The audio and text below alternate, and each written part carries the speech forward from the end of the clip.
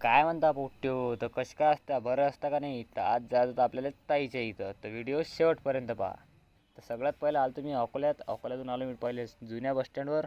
जुन्या बसस्टँडवर विचारलं बाडी अंजनगाव गाडी कधी आहे, तर ते म्हणत बा लागेल आहे, जाऊन बस म्हणत. नाही आतलं बापा रे, पहिले बसू द्या मले. आता फक्त तुम्ही नजारे बा फक्त. घड़ी जिसमें ना मेरा ना तुम्हारा है कोई हमदर्द नहीं है ना सहारा है.